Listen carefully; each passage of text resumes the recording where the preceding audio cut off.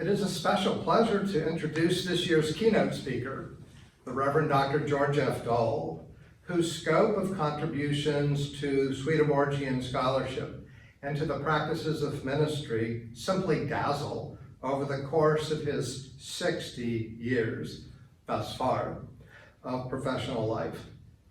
In addition to working in pastoral ministry for 14 years at the Cambridge Church adjacent to Harvard Yard, he has mentored 3 generations of ministers and licensed pastors in their formation for spiritual leadership and service. As a scholar, his productivity is now legendary. He explores in fresh ways the classic fields of theology, history, psychology, and biblical studies, and situates new ways to understand the Swedenborgian interpretation of them. As a teacher, he is known for skillfully nudging students to fuse their scholarship of Swedenborgian concepts with a living of them, and thereby also learning how to shepherd others in spiritual growth. Equally prominent in his teaching is a focus on how best to interpret Swedenborgian spirituality with a sensitivity to the particularities of our modern cultural context.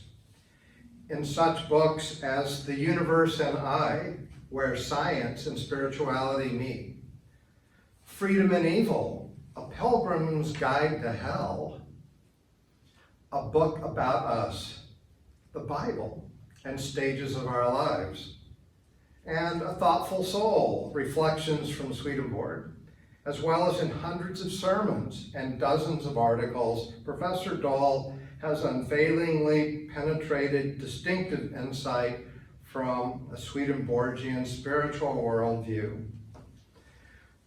Because the Center for Swedenborgian Studies is not holding its annual meeting due to the pandemic, we are taking this moment of the introduction of the keynote speaker to announce something important that is profoundly connected to the keynote speaker. At the conclusion of this year's virtual convention, CSS teacher and scholar Devin Philip Zuber will become the first holder of the George F. Dole Chair in Swedenborgian Studies at the Center for Swedenborgian Studies and the Graduate Theological Union. The Board of Trustees of the seminary has this year established the making of a named chair, the George F. Dole Chair in Swedenborgian Studies, to commence with the new fiscal year beginning July 1st. And during this past year, we have been inviting people to join us as founders of this named chair to honor Professor Dole's historic career. On the website for the Center for Swedenborgian Studies, you can become a member, a founding member of the George F. Dole Chair by going to the donation page for this purpose. And in addition to the satisfaction of being a founding member, receive a set of 3 beautifully designed laminated bookmarks that each bear a delightful image from 3 different periods of George's life, as well as a favorite Swedenborg quote selected by him. Exactly 6 decades ago this month, George Dole was ordained and began his professional leadership journey. 6 in Swedenborgian correspondences, of course, refers to the process of learning how to live a heavenly life. Multiplying 6 by 10 only magnifies the importance of that quest. And just so, George Dole's keynote address is titled, For Heaven's Sake. Good to be here. Wish I were right with you all. The vision on which our church is founded is that of the holy city, the New Jerusalem, descending to earth. This has global implications. It represents the fulfillment of the prayer, "Thy will be done as in heaven, so upon the earth." Gives new form to the gospel, the good news proclaimed to the shepherds, the promise of peace on earth. We should, I believe, revere it as the herald of true globalism and embrace it as supremely beautiful. Globalism has deep roots. Over the millennia, empires have risen and fallen, getting larger and larger in a kind of 2 steps forward, 1 step backward pattern until the 18th century. Secular historians would credit the Enlightenment with the quantum leap that started then. We would see that Enlightenment as the effect of a last judgment. That's what Swedenborg witnessed in 1757. And just 5 years earlier, by tying a key onto a kite string during a storm, Ben Franklin proved that static electricity and lightning were the same, and his correct understanding of the nature of electricity paved the way for a future that came with a rush. The sheer speed of electricity suddenly shrank the globe. By the end of that century, communication that had taken days or weeks could now happen almost instantaneously. And now, well, this past spring I attended a meeting of Swedenborgian clergy that included individuals from Maine to California and one, Hunter Roberts, from Barcelona. I didn't know where she was physically until I asked, but she was just as present as everyone else. Any thoughtless resistance to globalism may be swimming upstream against the flow of providence, which seems to have tremendous momentum. Also now, we're presented with another aspect of globalism, a most unwelcome and compelling one. A virus has encircled the globe. It entered our country with no visa, it paid no tariff, it neither sends nor reads tweets. We knew it was coming, we couldn't wall it out. It's a wake-up call. It's a very shrill alarm. We've known for some time that we live on a tiny gem of a planet in an obscure corner of an immense universe with a probable nearest star 4.3 light years away, about 25 trillion miles. At our present speed of space travel, it would take about 78,000 years to get there, with no guarantee that it has a habitable planet in orbit around it. I wouldn't worry too much about aliens from outer space. Let's face it, geographically, we are all alone and all together. And our world seems vast to us only because we are so cosmically myopic. Astronaut Edgar Mitchell saw the problem with exemplary clarity and pointed straight toward its resolution. He reported an experience that changed the course of his life. He wrote, "It began with the breathtaking experience of seeing planet Earth floating in the immensity of space, the incredible beauty of a splendid blue and white jewel floating in the vast black sky. I underwent a religious-like peak experience in which the presence of divinity became almost palpable, and I knew that life in the universe was not just an accident based on random processes. This knowledge, which came directly, intuitively, was not a matter of discursive reasoning or logical abstraction. It wasn't deduced from information perceptible by the sensory organs. The realization was subjective, but it was knowledge, every bit as real and compelling as the objective data the navigational program or the communication system was based on. Then," he continues, "my thoughts turned to daily life on the planet. With that, my sense of wonderment gradually turned to something like anguish. I realized that at that very moment, people were fighting wars, committing murder and other crimes, lying, cheating, struggling for power and status, abusing the environment by polluting the water and air, wasting natural resources, ravaging the land, acting out of lust and greed, and hurting others through intolerance, bigotry, prejudice, and all the other failings that add up to man's inhumanity to man. As I survey the challenges facing humanity today, I see only one answer: a transformation of consciousness. And finally, the value-free, rational, objective, experimental mode of Western science based on materialism is not sufficient by itself for coping with the ever-increasing planetary crises besetting civilization. That was written and published in 1975. Talk about foresight.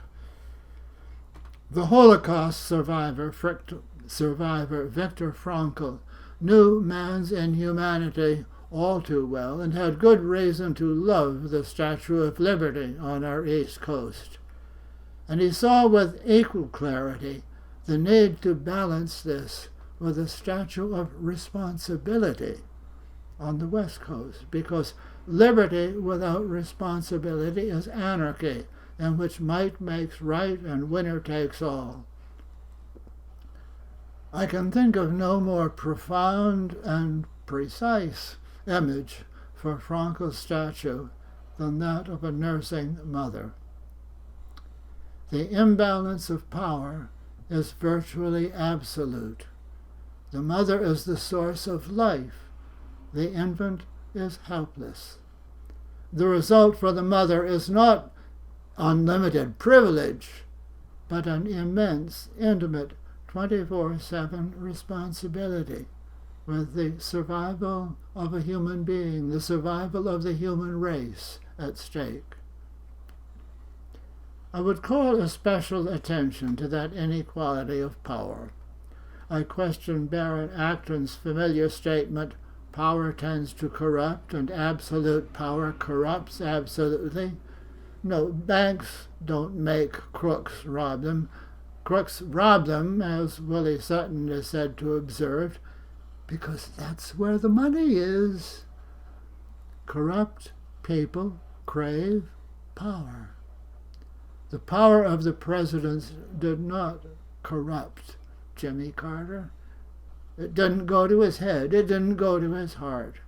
He was then and still is trusted, deeply trusted by friend and foe alike.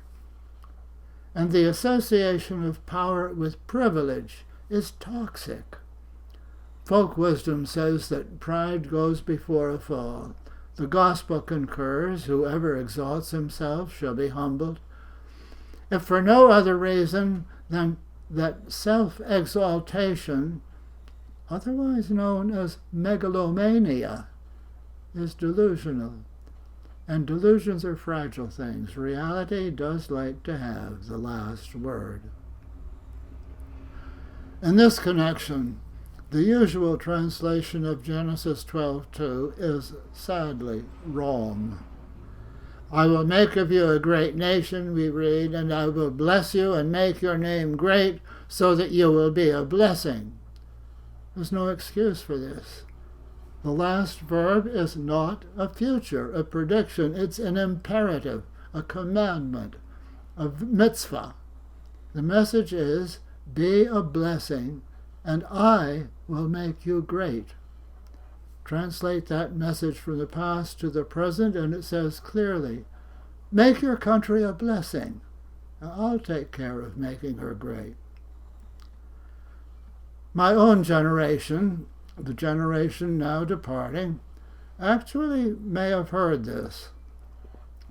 By our victory in World War II, we established ourselves as a world power, in fact, as the greatest.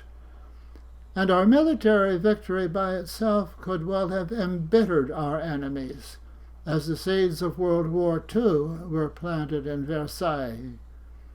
However, we heeded the wisdom of General George Marshall and helped our battered enemies recover. And the result was that those vicious enemies, and they were vicious, Germany and Japan, became trusted allies. We found ourselves surrounded by nations that we had no reason to fear. We had been a significant blessing, not a perfect one, a significant blessing, and our national greatness was the inevitable side effect. The Marshall Plan, though, was only one step toward global peace, and I find it almost mythically significant that our present turmoil erupted in the Near East, the only place on earth where 3 continents meet. Isaiah's vision is bittersweet. On that day there will be a highway from Egypt to Assyria, and the Assyrian will come into Egypt, and the Egyptian into Assyria, and the Egyptians will worship with the Assyrians.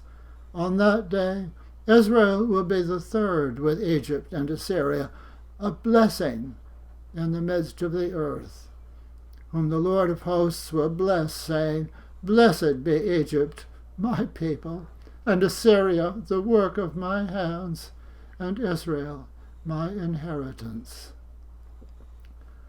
Certainly, today, that highway has yet to be built. This is not that day.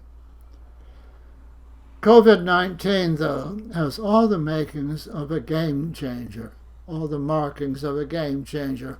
It has erased all the superficial differences that we have used to divide ourselves from each other.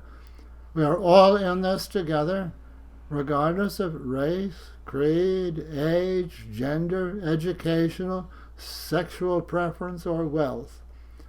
COVID-19 has found its way into slums and into Mar-a-Lago alike, into prisons and into the White House.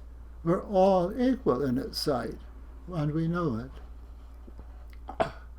There's a world of painful wisdom in Secrets of Heaven 842. Before anything is brought back into order, it is quite normal for it to be brought first into a kind of confusion, a virtual chaos. In this way, things that fit together badly are severed from each other, and when they've been severed, the Lord arranges them in order. And surely the time for such a rearrangement is here and now. Things are a real mess these days. It's as though everything has spilled out of our closets and the cellar and the attic and is lying scattered on the lawn. And now we have to decide what we really need and what we would be better off without. If we're attentive, we'll discover that we've been glossing over some very important things and attaching unwarranted importance to things that don't really matter, blind to the immense meaning that lurks in apparently trivial events. And we can see this surely as an effect of that last judgment. The judgment we all face after death consists simply of having all our contents, good and bad, come out of hiding, come spilling out there on the lawn. There's nothing new on Mitchell's list, the list that caused him such anguish. We have simply been disguising our lying and cheating and struggling for power and status, our lust, our greed, our intolerance, our bigotry, and our prejudice. Try wrapping your mind around the notion that the meek are going to inherit the earth. That inverts some values. A lot of the stuff on the lawn is trash from the cellar, but there are also some treasures from the attic. A foundation for new construction is already in place, a foundation of goodwill. It showed itself powerfully in the outpouring of support on 9/12, a global wave that we unfortunately failed to ride. It showed itself more durably after the Indonesian tsunami, when 3,000 doctors volunteered to serve on the Mercy ship. 500 were called for. It has been showing itself day after day now in the voluntary acts of caring that seem to represent a most welcome kind of contagion. Is this perhaps the face of the deep state, the true silent majority? Someday we may look back on this pandemic and say, thanks, Lord, we needed that. We actually have a lot going for us. One of the first things we're told in true Christianity is that people in church who love what is good because they believe what is true, and who believe what is true because they love what is good, are angels of heaven as to the inner levels of their minds. The Lord's exquisitely beautiful life is flowing into each one of us at all times, even on the worst of our bad days. And in this respect, it is just as non-discriminating as that virus.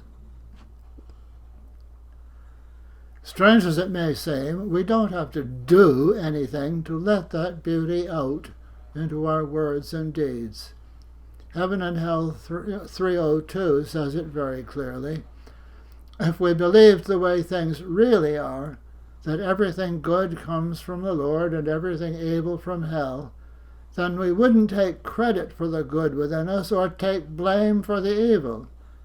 But since we don't believe in any inflow from heaven or from hell, and therefore believe that everything we think and intend is in us and from us, we make the evil our own, and we defile the good with self-righteousness. Helen Keller put it wonderfully clearly and simply. There is joy in self-forgetfulness. That belongs on your refrigerator. Robert Frost spoke to the heart of this in his poem Two Tramps in Mud Time. He's enjoying splitting wood in his yard when two lumberjacks come by. They stop to watch him, and Frost realizes that one of them particularly wants to be hired to finish the job. That's his profession. The closing stanzas. Nothing on either side was said. They knew they had but to stay their stay, and all their logic would fill my head, as that I had no right to play with what was another man's work for gain. My right might be love, but theirs was need, and where the two exist in twain, theirs was the better right. Agreed.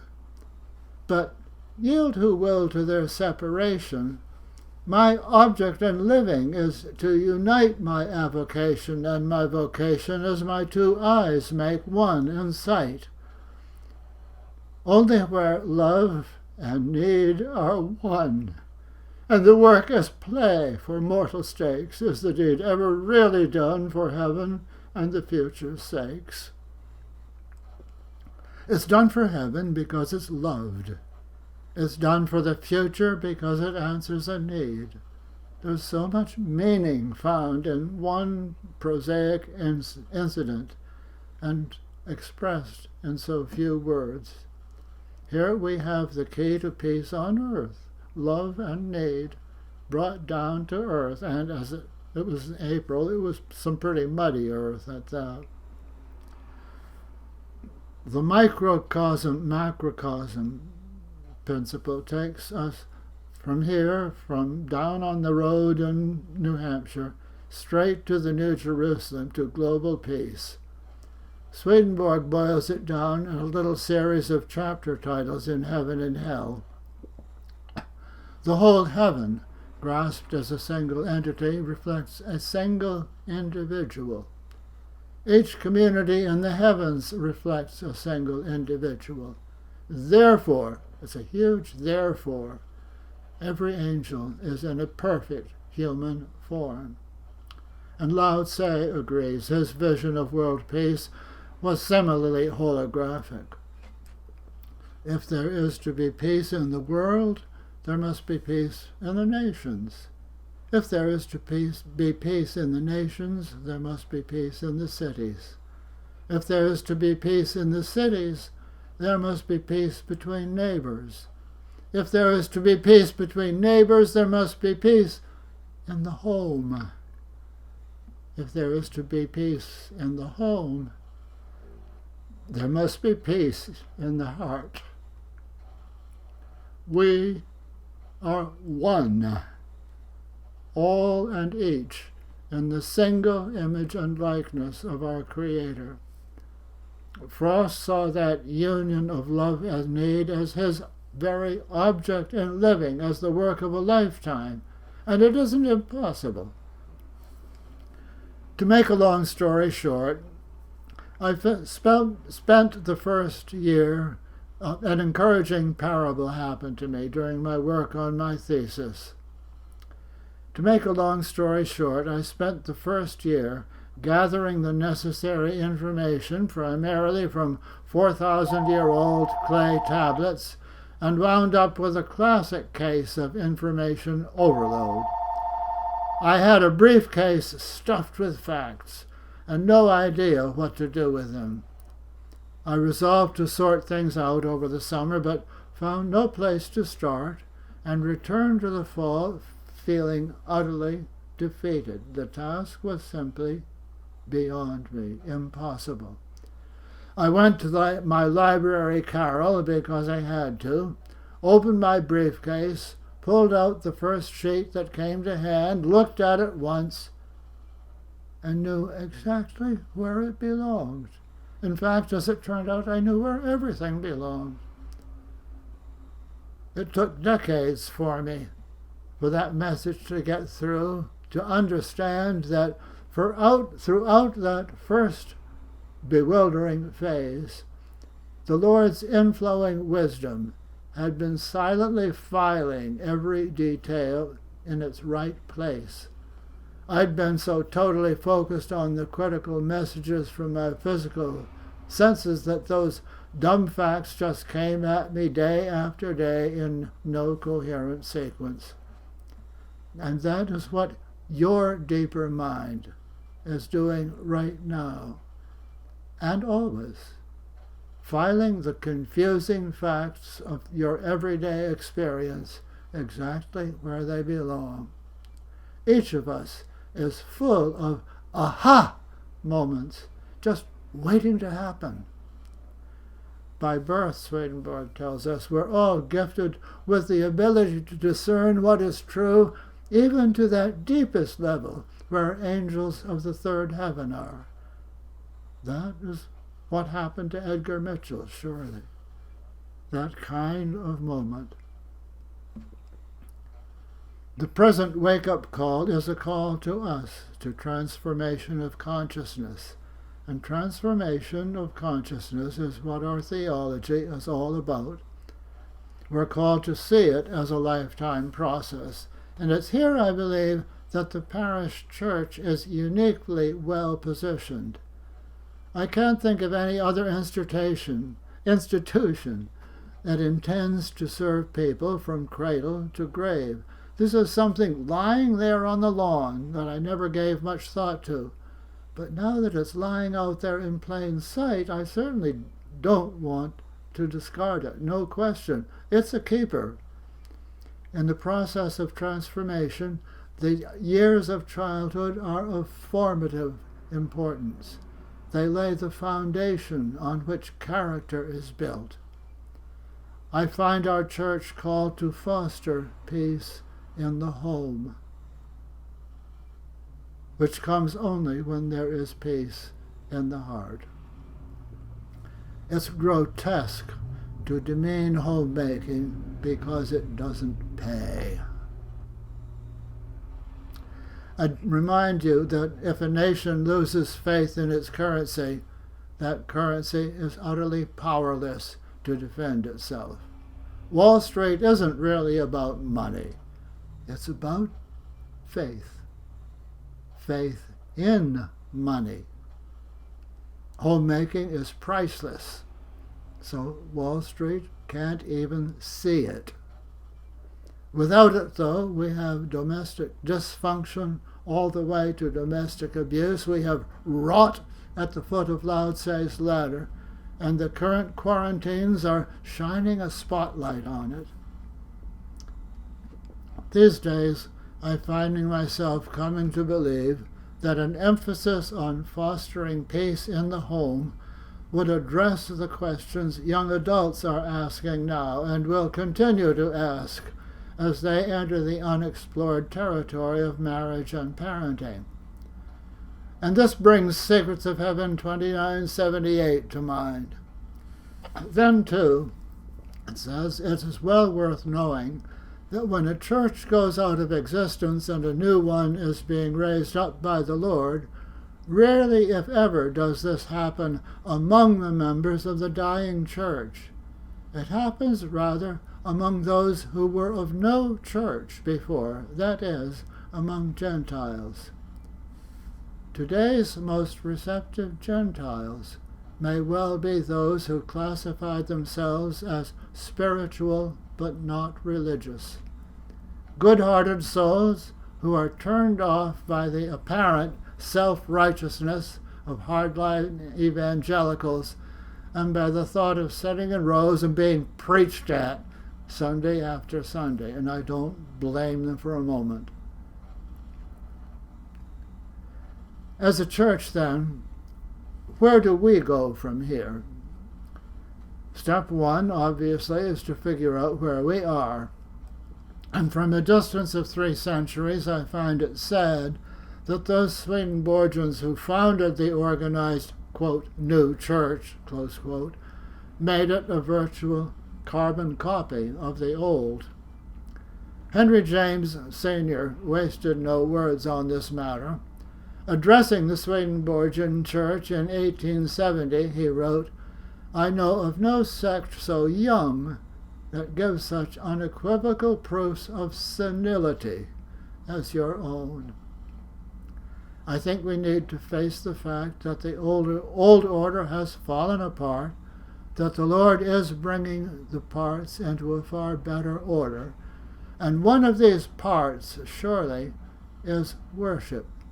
That didn't come from the cellar, that comes from the attic. I find it too often confused with its cousin, instruction, with a constant loss of both awe and beauty, and Psalm 27 keeps knocking at my consciousness. Worship the Lord in the beauty of holiness.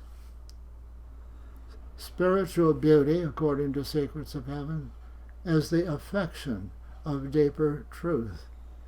And remember, by birth we are all gifted with that ability, the ability to discern what's true, even to that deepest level, where angels of the highest heaven are. The beauty of holiness is within each one of us. We're bringing it to church every time we bring ourselves to church.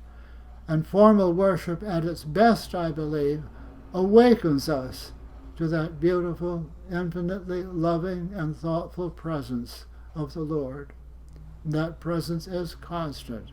It comes to us constantly from within, silently it seems, unless we listen for it. The more clearly we hear it, the more we find it overpowering, not by its might, but by its sheer beauty. It says, yes. And that, to me, is the exquisite beauty of the as-if paradox at the heart of our theology. Stated most bluntly in the heading of Divine Providence 191, our own prudence is nothing. It only seems to be something, as it should. It occurred to me just recently that we have an illustration of this paradox that wasn't available to Swedenborg. The astronauts in the space lab probably haven't lost any weight, but it certainly seems as though they're weightless. And they'd better face that apparent fact and live as though it was perfectly true. We are heavy with our self-concern, but the Lord's providence is holding each of us suspended between heaven and hell in apparent freedom to choose between them, and we're advised to take that apparent freedom seriously. I wonder whether it was a coincidence that Edgar Mitchell was weightless when the presence of divinity became almost palpable to him, a virtual definition of true worship. Our theology doesn't resolve this paradox. Far from it.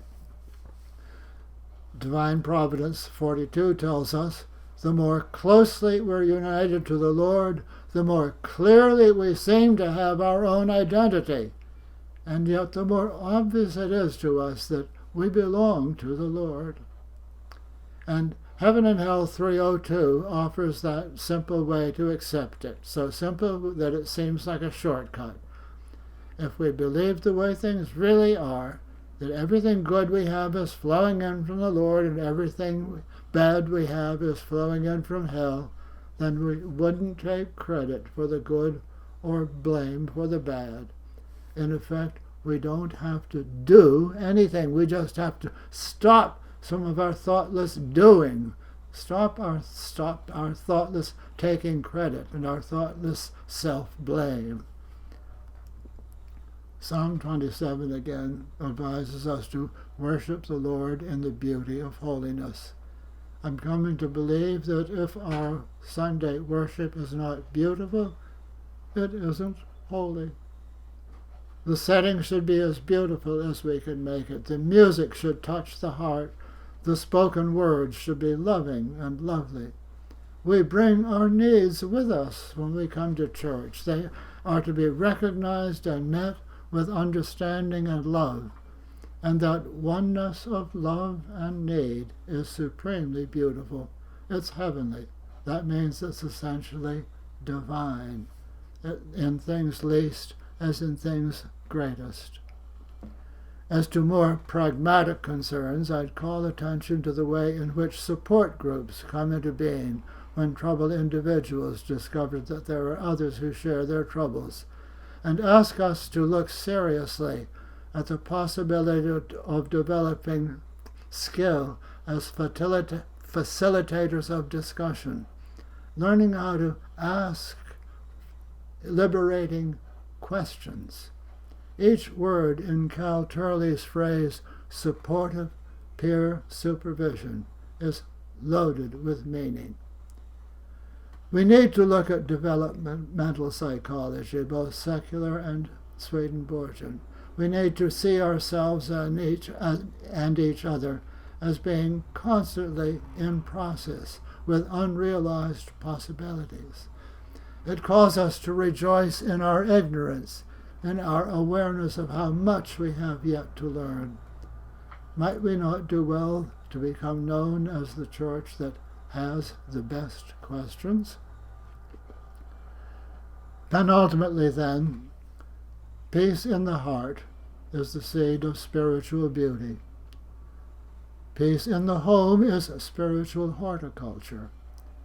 Peace between neighbors is a spiritual harvest. Peace in the cities is citizenship, spiritual citizenship. Peace in the nation is spiritual patriotism. Peace on earth is spiritual globalism. And lastly, I recall a student named Diana Curvin once remarking that we need a theology of loose ends, and I trust that I've offered you an ample supply.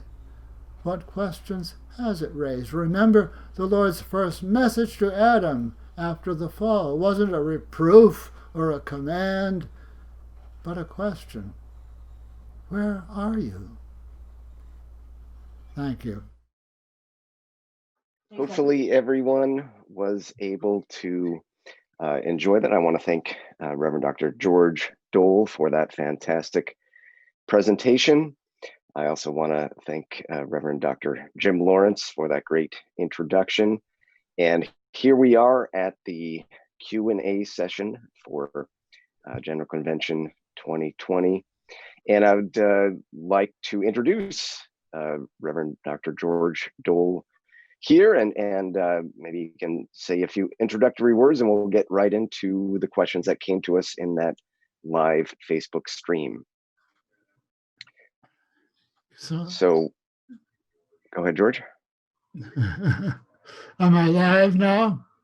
You're live. Okay. I really wish that the George Floyd incident had happened before I wrote my thing, because it really adds tremendous depth, I think, to what I'm trying to say. And it will touch on two of the questions. I did not bring about a real aha moment for me, but all sorts of things began to come together and take on additional depth. I think it connects particularly with Edgar Mitchell's longing for a transformation of consciousness.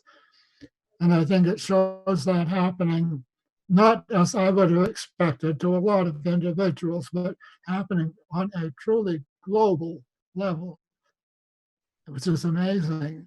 It really makes you take seriously the thought, the realization that we are all spiritually connected, very closely connected, globally, not just locally. And that is profoundly significant. Do you want to pick up some things, David? Yeah, so this is from our live feed. Joyce B says, can you speak more on the comments you made about Jimmy Carter in relation to megalomania? I'd love to. Yeah, he wrote a little sort of an autobiography, and he tells the story of his boyhood and so on, and goes on into his adulthood. And there's one little remark on, while I was president, such and such happened. That's all the attention he paid to for the time that he was the supreme leader of the greatest power on earth. And after he stepped down, he very quietly went back to his little hometown, got back involved in his church, started teaching Sunday school, and set up a foundation to look around the world for problems that were not being tended to and trying to do something about them. The eye disease in Africa is one. But he was also became probably the individual in global politics who was most widely and profoundly trusted. Everybody knew, you couldn't deny. He would try to understand. And he would not come in and prejudge. He didn't come in with a chip on his shoulder. It was quite beautiful. Thank you. Stunningly contrast to most presidents, I would say. Yes.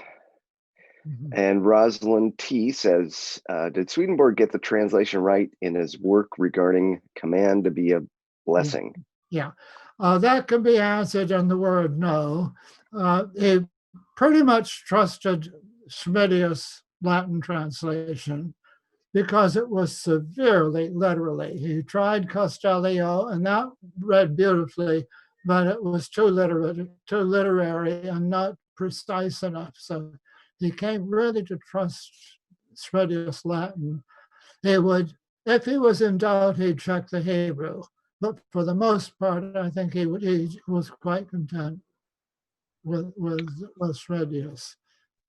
And Schmidius didn't get that right. No. Very good. Okay, this one comes from Devin Z. He says, love the gloss on Ben Franklin and electricity modernity. I wonder if another closer entanglement with Swedenborg is the steam engine invented by Isaac Watts, which used some of the practical stuff from ES's Principia.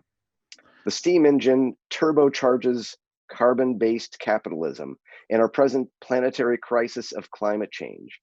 Any thoughts about some of the dangers in viewing the natural world as a machine, as an inexhaustible resource, which is also part of our Swedenborgian heritage? Yeah.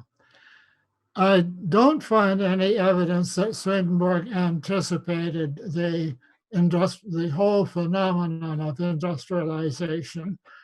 It's interesting because when he was on the board of mines, a British entrepreneur had come to try to sell the Swedes on a steam-driven pump for pumping the water out of mines.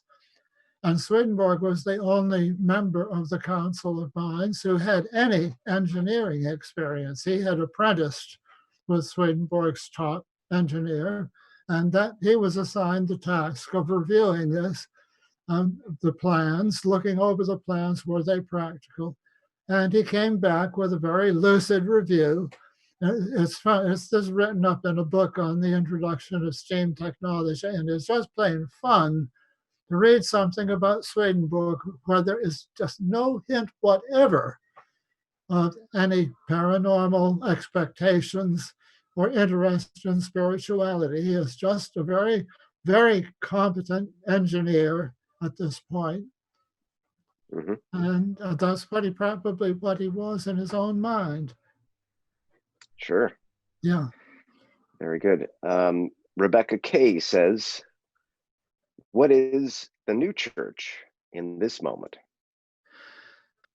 Yeah. I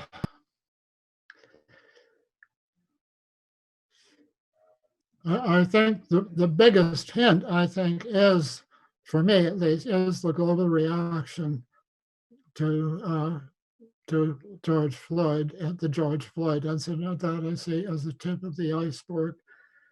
And I say, regarding it as a working out on the virtually physical level, the premise that is made at the close of Swedenborg's last judgment.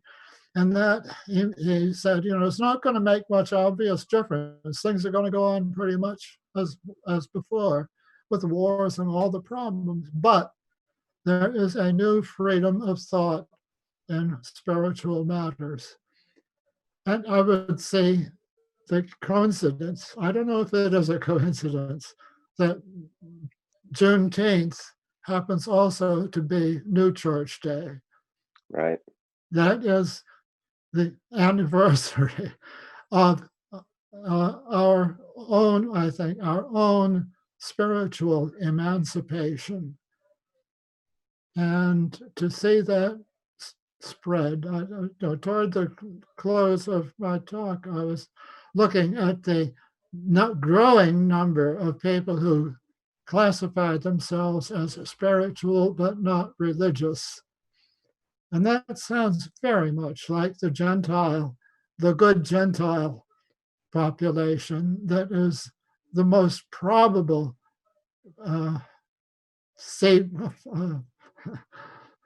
raised bed seed platform for the growth of a new church in which, as Swedenborg hoped for halfway through the Arcana, a religion that unites all churches. And it is painful in a way to see how completely our organization moved toward becoming an organization, forgot that side of it. And the Great East Street meeting was primarily concerned to present how we differed from the others and how wrong they were and how right even less emphasis on how right we are than much more on how wrong they are. It was a polarizing, a divisive move, and it didn't need to be made that way. I love John Close and his universality. And you can understand, I must have caught the first stagecoach to come down from Manchester to London and say, what do you think you're doing? Have you read this stuff? And how he said, the Gentiles are getting the message better than the Christians. Yeah. Thank you. We're coming up on our time, but I'll at least read this from Lisa G. Yeah. I'd love to hear your thoughts on the Swedenborgian concept of love of dominion, including how you would translate the Latin phrase and especially how it applies to us as individuals. Okay. I've got a nice little image, I think, that'll help handle that quickly. When I am in my car, I want to be in control. And I think that's a perfectly legitimate desire. It's connected with my love of my family, my job, my determination to be about the Lord's work. It is not my ruling love. But when the need to be in control becomes your ruling love, that is love of dominion in Swedenborgian terms. And I'd be tempted to translate it at one occasion an obsessive need to be controlled or a compulsive need to be controlled is what he means by love of dominion. Sure. Yeah. Okay. Well, we're coming up on time here, so I want to thank you from the bottom of my heart, Reverend Dr. George Dole, for not only your fantastic presentation. I got to see all the comments in real time, and people so much appreciated your words, especially at this point in our time. What a year 2020 has been. Thank you, Reverend Dr. Jim Lawrence, as well, for that beautiful introduction. And so thank you all for. By way of farewell, what I said is now less important than what everybody heard. Exactly. Yeah. Okay. Thank you. All right. Thank you, George. You're welcome. All right.